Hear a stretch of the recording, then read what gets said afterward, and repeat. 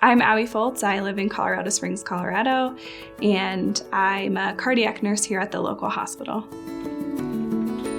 I decided to become a nurse because that kind of aligns with some of my general passions, just being there for people, supporting them, and I really enjoyed just being in those really high intensity moments with people like that.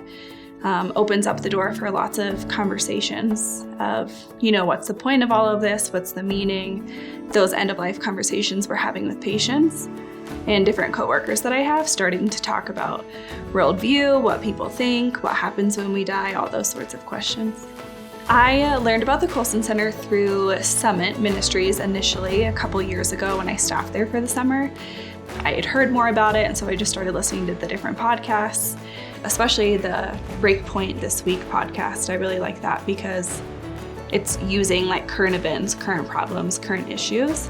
So I feel like the way that, especially Maria, how she and John, both of them, are just very compassionate, and I just really admire how they handle really difficult situations. And I feel like that's what I glean most from it, is how to speak strongly with truth, but also compassion. So because people aren't ready to hear the truth, right? Unless you've loved them well first, or shown them compassion, or shown them that you're on their side and not just trying to win an argument.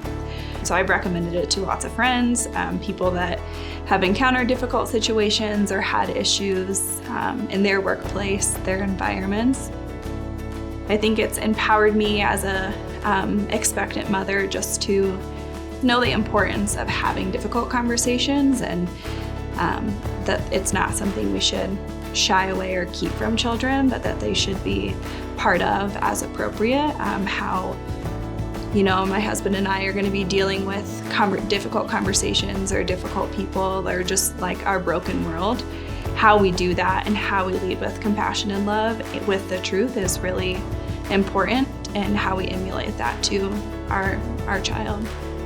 I feel like the podcasts have just helped me be in more of a gracious, kind posture to have some of those more difficult conversations, just to help me to know how to respond and make sure that I'm leading with grace and compassion. And that's what I hope that I continue to glean from the Colson Center's resources, is how to continue to let Christ shine through me and all the mistakes that I make. The podcast I listened to this morning, John was talking about how we're all hypocritical, we're all sinners, but Christ still decides to use us and work through us. And so I just try to emulate that and let that be my posture when I'm at work with these people.